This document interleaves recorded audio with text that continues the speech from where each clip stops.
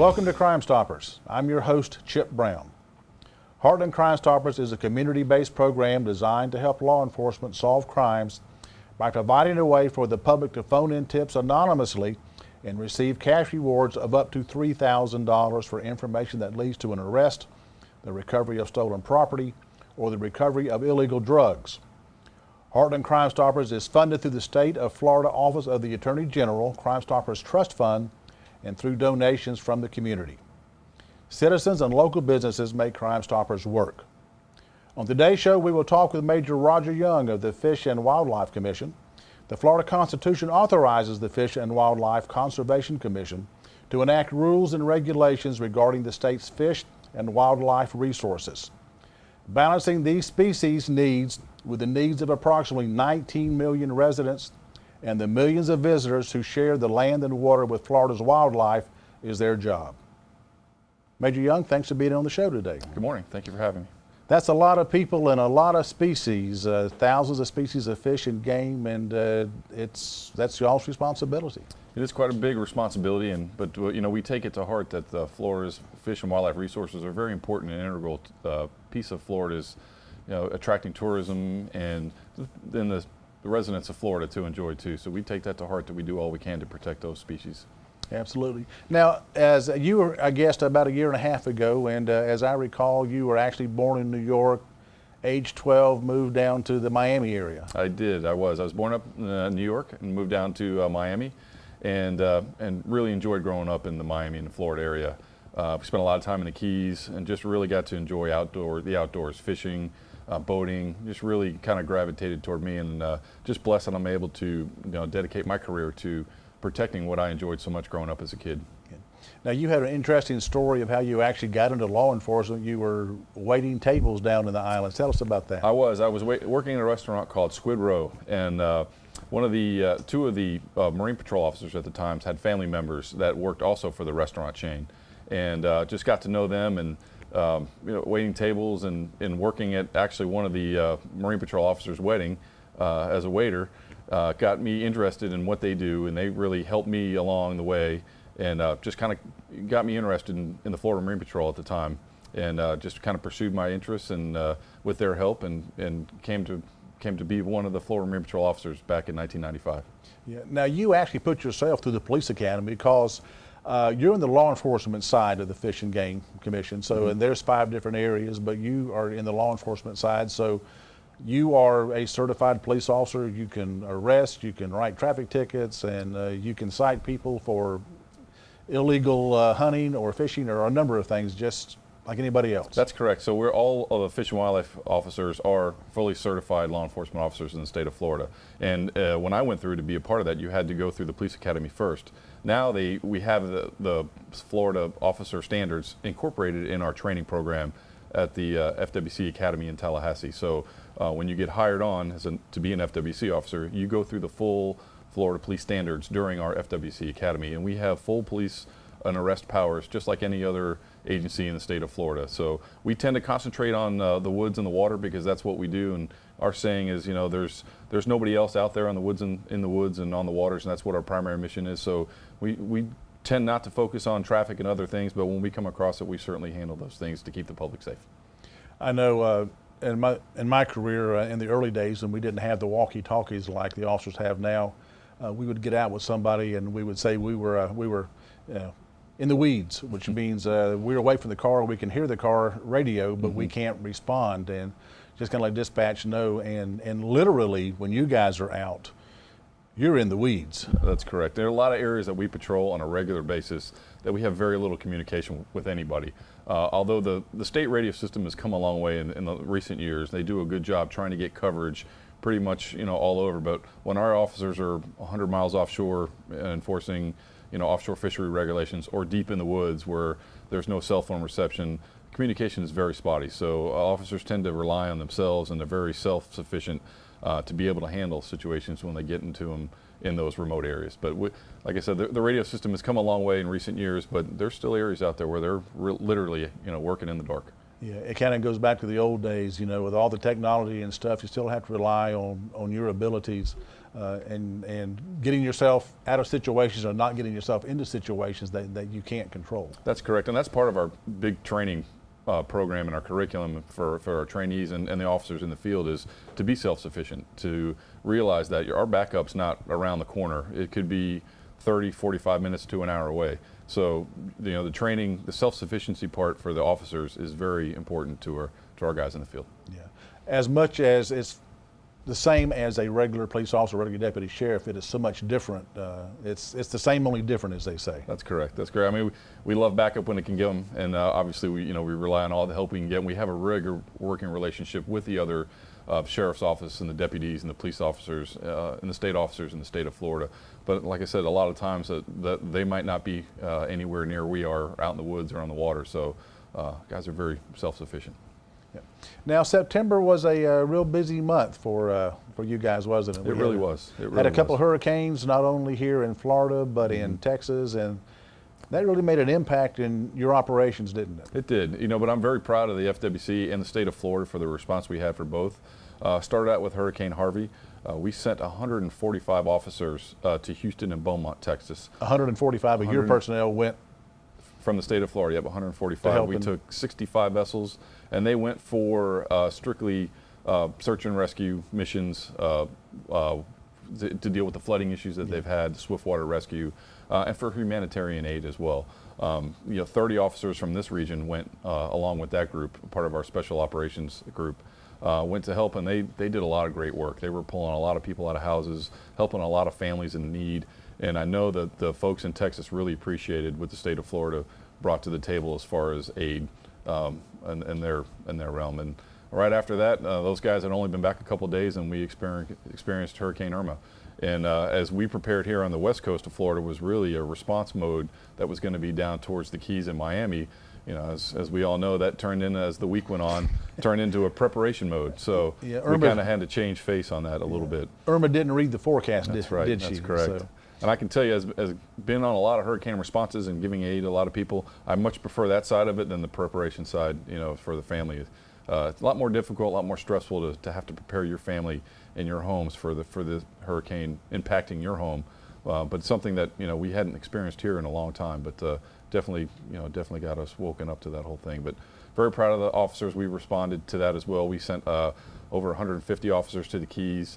I spent a week down in Naples and Marco Island helping our guys down there. And our first part of that response too is help our affected FWC personnel. We have over 20 officers in the Keys that are totally displaced from their homes, and a lot of the sheriff's office deputies down there. So our first part of the response obviously is search and rescue. But we want to make sure that our guys down there are able to take care of their homes. So we go down there and provide that law enforcement response where they can't, to kind of give them a break. And same thing down in Naples and Marco Island. Trying to send our officers from up here down there to assist the guys and the girls that are working down there to give them a break to take care of their home. Yeah, because just like anything else, while you're working your 12, 16-hour shifts, and your home is in a state of who knows what. That's correct. You can't take care of your house because you're helping others take care of theirs, which is part of the job as law enforcement. That's right. We have one officer that lives down in Lee County whose home was hit by a tornado. He sent his family away, but he stayed because he was wanting to get out and help as soon as the storm passed. But he has a canine. He's one of our canine officers. He actually spent the storm in this big chimney. And once the storm passed, we were able to get him search and rescue. He was fine, but just kind of take him back. It was just really hard to see, the homes just really destroyed by, something like a tornado, and our own personnel affected so much, kind of hit home for all of us here in this region as well. And one of the things, talk about sending all the officers, to assist in Texas, you've got to have the logistics of getting them and their vehicles and their boats there, how to feed them, how to house them, how to care for them. There's a lot of things that you just don't, go out and, crank up the truck and take off. No, that's absolutely right. There's a lot that goes into it. And once again, we work through the EOC and the state EOC in Tallahassee, but our guys do a great job for, from top to bottom of the whole movement for the unit to go over there. We send logistics people with them. We send mechanics with them to help fix the boats when the boats break down. We send radio personnel to make sure their communications are maintained throughout. And just a lot of logistical help that goes along with the law enforcement element that goes with it. So there's a lot that goes in, and there's a lot of moving parts. But unfortunately, we've had a lot of practice over the years here in the state of Florida, and I feel like we really do the FWC does a really good job, and the state of Florida too. The governor provides us with a lot of support to be able to reach out to other states and provide that assistance. And I know Texas was grateful when Hurricane Irma came through. There was a big contingent from Texas that came down here to help us. I saw them down in Naples. There was a group from Arkansas down in the Keys. I know a group from Mississippi came down to help as well. So I think over the years, the help that we've given other states reciprocated during Hurricane Irma, and they came to our need when our help when needed. Yeah, and that's what it's all about. That's so, right. Roger, if you will, I ask you to stick around for a few minutes for the second half of the show, if you don't mind. Sure thing. Crime Stoppers provides a way for local law enforcement to receive information on crimes while keeping the people providing that information anonymous. These efforts increase tips, which in turn solve crimes and identify criminals in our community. Here's a look at some of our most recent cases. On September 23, 2017, at about 6:30 p.m., an Occupy burglary was reported at a residence on David Street in Lakeland. The suspects forced their way inside the home and made off with some cash. The two white men were wearing dark hoodies, and a possible suspect vehicle described as a 2007 or 2008 black Chevy Impala with a large dent on the driver's door. A 13-year-old boy was at home during the time, but the suspects had no contact with him. On Tuesday, September 5th, 2017, two unknown adult male suspects pried open the front door of the Garden Grove Lawnmower Incorporated, located at 15810 US 27 South in Lake Wales. The suspects stole several steel power tools valued between $6,000 and $8,000. The first suspect appeared to be a black male, approximately 30 years old, heavyset, wearing jeans and a jacket, and has a goatee-style beard. The second suspect appears to be a white male, approximately 30 years old, 5'11" in height, and thin build, and is wearing a jacket and jeans. On August 29th, a Hispanic female suspect described as in her 40s, 5'5" tall, slim, with an accent, approached an elderly victim at the Posner Park Shopping Center in Davenport, holding a lottery ticket. The suspect told the victim she had won $30,000 but needed $3,000 cash to claim the prize. She convinced the victim to go to the bank and withdraw the cash. The suspect's accomplice, a Hispanic male in his 40s, drove the victim and the female suspect to the victim's bank in this Toyota Corolla. After the victim gave the cash, the female suspect said she had a headache and needed the victim to go into the store and buy some Tylenol. When the victim came out, both suspects were gone with her cash.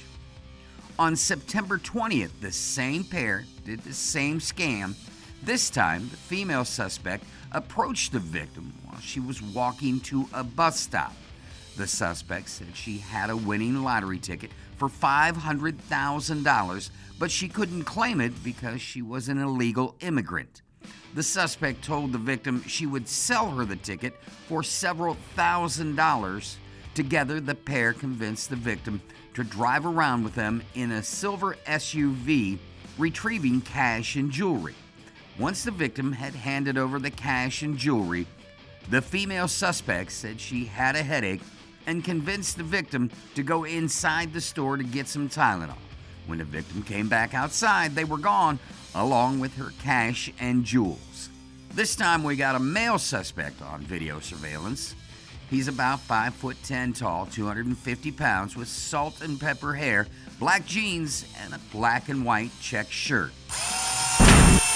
Lakeland Police Department needs your help in identifying these suspects of a theft that occurred within the city limits of Lakeland. Lakeland Police Department needs your help in identifying these suspects of a theft that occurred within the city limits of Lakeland. Lakeland Police Department needs you to identify these suspects of a fraud that occurred within the city limits of Lakeland. On September 10th, at approximately 11:04 p.m., a suspect attempted to burglarize the Max Pay pawn shop located at 646 North Cumbie Road in Lakeland. A witness observed the suspect with a sledgehammer walking towards the business and heard glass breaking. The suspect was not able to gain entry due to burglar bars. Security video shows a male suspect hitting the door with a sledgehammer and attempting to pry open the door before fleeing on foot.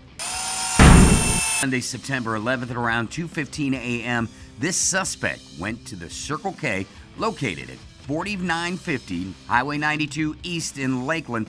He stole approximately $1,200 worth of cigarettes. Detectives believe the suspect is a white male wearing a mask, a dark hoodie, brown shorts, and slides.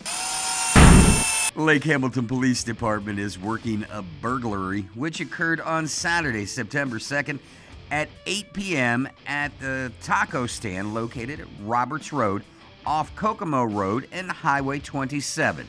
If anyone has any information on the following individuals, please contact the Lake Hamilton Police Department. If you have any information on any of the cases you've just seen or any information on an unsolved crime, please contact Heartland Crime Stoppers and leave an anonymous tip. The toll-free tip line is 1-800-226-TIPS. That's 8477. You can also leave an anonymous web tip by going to www.heartlandcrimestoppers.com and click on the Give a Tip tab, or by going to www.p3tips.com. Don't forget, you can download our free P3 Tips app on your smart device. Whichever way you choose to leave a tip, you will remain 100% anonymous. If your tip results in an arrest, the recovery of stolen property, or the recovery of illegal drugs, you could be eligible for a cash reward of up to $3,000. Welcome back to Crime Stoppers. I'm your host, Chip Brown. Florida Fish and Wildlife Conservation Commission has a staff of over 2,100 employees covering over 53,000 square miles of land and over 12,000 square miles of water, all while managing fish and wildlife resources for their long-term well-being and the benefit of people. Sticking around in the studio for the second half of the day show is Major Roger Young with the Florida Fish and Wildlife Conservation Commission. Major Young, thank you for sticking around. My pleasure to be here. Now, in the first half of the show, we were talking about the hurricane and the impacts. There's a lot of areas that the FWC maintains, bird trails and hiking trails and fishing areas that have really had a big impact on those as well. That's correct. A lot of our wildlife management areas, especially in this region, have been severely impacted by the storm. Forced us to close a lot of them to the public. Obviously, in the beginning, that was for public safety efforts. A lot of them are coming back open now, but there are still some that are closed. I think about the Green Swamp West up in the Pasco area. A lot of flooding issues. A lot of those roads are still underwater, and they're just not safe for people to be in. So FWC is doing a great job, and our biologists are out there keeping tabs on that. Our law enforcement officers are also kind of keeping a close eye on those roads as well. We're trying to get all those areas open as quick as possible. Hunting season's starting to roll around. We know there's a lot of great bird trails and hiking trails, and people are really wanting to get outside and get back to normal. So the FWC is doing all we can to get those areas back open to normal, so people can get out there and enjoy their weekends and get back to do what they like to do in the fall, and that's hunt and fish. So we're doing all we can, but there's still a few areas that are closed, but the majority of the WMAs are getting back open to normal operation. Yeah, that seems to be a common theme throughout the state, whether it's FWC or the counties or even the cities have been impacted by just so many trees down, and it just make it safe for the people to come and enjoy them. That's right, and that's what we want. We want a safe environment for people to get outside and enjoy our beautiful resources in the state of Florida, especially in the southwest coast. So that's what we're trying to do. We're trying to get those areas back open as soon as possible. Now, I had seen on the FWC's Facebook page about the Keys deer, which, and of course the Middle Keys really just got walloped down there. And There was a big issue. I know that y'all are really concerned. You know, that we had it recently. I saw where two guys had basically 3 or 4 deer in their car that they had rounded up and were trying to steal, to do whatever with. Right. And typically, y'all really want people to not bother the Keys deer because there's this limited area, and you just want to interact. You want them to stay wild as they can. But it was interesting that now they are asking some of the residents to leave out some fresh water for the deer. Tell us a little bit about that. Why would they need that? Well, fresh water is critical for their survival. And then one of the things down there that was so impacted was the influx of salt water to everything. So, you know, the retention ponds, a lot of issues with salt water everywhere. And, you know, we're really looking forward to the key deer rebounding. You know, we're still early for the assessments on the population numbers on how adversely they were affected. We're hoping it's not that bad, but you know, you're right. We usually would like people to stay hands off of the wildlife. You know, we don't want to be a part of giving them food and water because that will alter their natural behavior. But in situations like this, where it's an extreme case, providing fresh water to the key deer is definitely something that we would encourage for their benefit. That's one of the big things that the residents of the Keys that were down there that chose not to evacuate or couldn't evacuate. That was the thing big for them. You know, the fresh water, that is the first concern for any living person or animal. And that's what we've got a lot of officers going down there with a lot of supplies, and one of the things they're doing is bringing as much fresh water as they can down to that affected area for the people and also the key deer if need be. Now, one of also things that has an impact, you know, not only just by the hurricane, but that certainly brought it into a much bigger problem, is the derelict vessels in the waterways. And I know you have some plans and talk about that. Tell us about those plans. Yeah, so one of the biggest aftermaths of any hurricane is the displaced and derelict vessels. So while people are right now focusing on getting their homes back together, their lives back together, an afterthought is their vessels. And when the water comes through the Keys or any area affected by a hurricane with a storm surge, it lifts those vessels up, takes them away from where they're normally stored, and displaces them either on the flats or in the mangroves. So we have a team of people that are working under unified command with the United States Coast Guard, the Department of Environmental Protection, and the U.S.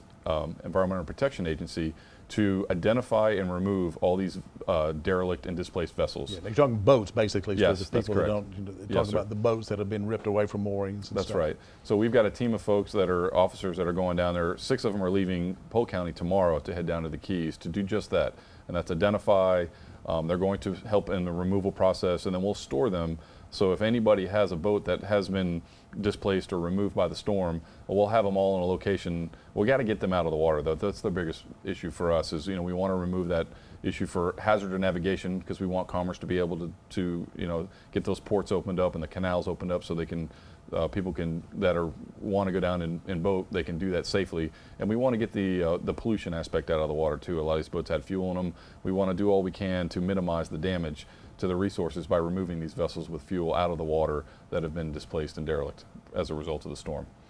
Now, interestingly enough, I was asking about what is this going to cost that boat owner, that vessel owner, for y'all to go down and do that? It won't cost them anything. It's a service that the government provides as an effort to protect the resources. So again, working with the Coast Guard and the federal agencies and the state, we're working together to try to get these vessels removed. So if somebody has a vessel that they can't find, they can go to our website and we have links to contact information for the Unified Command, and they can look up and see if their vessel has actually been recovered and removed as a part of this process. And then they have options from there. They can choose to try to salvage it and get it back from them, or if they don't want to have anything to do with it, or if they feel it's just a total loss and they can't do it, then the vessels will just be removed at no cost to the owner.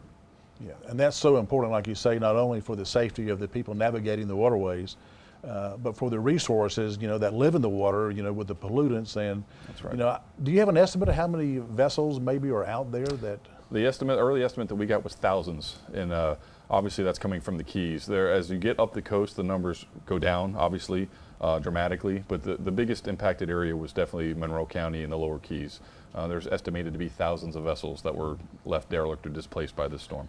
Yeah, and some of these are not small vessels. That's correct. Yeah. That's correct, and it also brings a key for us to remind the boaters that are going to be going down there as the keys open back up and people start to get back down there and they want to try to get back to some normal life. To be careful when they're operating on the waterways. There's a lot of things in the water that you can't see now that weren't there before. So navigation is definitely hazardous at this point. So we encourage people to try to get back down there if they need to, but to be careful if they're going to be operating on the water. Yeah. It's not going to be like it was before. It's going to be a while before they get back to normal. That's correct. Yeah, it takes a while, but thanks for the hard work that your men and women are doing. We really appreciate that work. Well, thank you. We appreciate it. And it's a privilege that we can be able to bring, our training and unique assets and unique service that we provide to the state and to the resources of the state of Florida during these, horrific situations. Yeah. Now, you also have some other ongoing investigations. Certainly the hurricane has been a major point the last couple of weeks, but you have ongoing investigations and internet investigations. So tell us a little bit about some of the other things that you're working on. We get a lot of information through social media outlets, a lot of poaching. There's a lot of issues that are going on that we're made aware of through social media.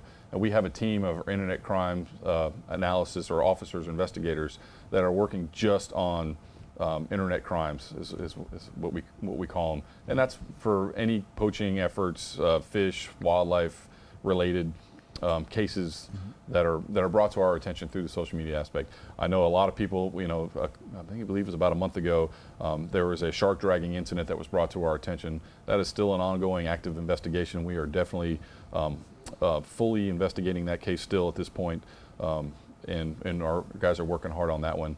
But we strongly encourage anybody that has any information to any harm to any wildlife or poaching to bring it to our attention through Crime Stoppers or our Wildlife Alert hotline that you can get on myfwc.com, because our investigators will definitely look into that. Now there is we still have to prove the elements of the crime. A lot of the questions that come up during these internet crimes cases is, we have to prove not only where that crime took place, but when it took place and who was actually there. And a lot of times when we do our search warrants, there's metadata which has Latin long on the actual photos.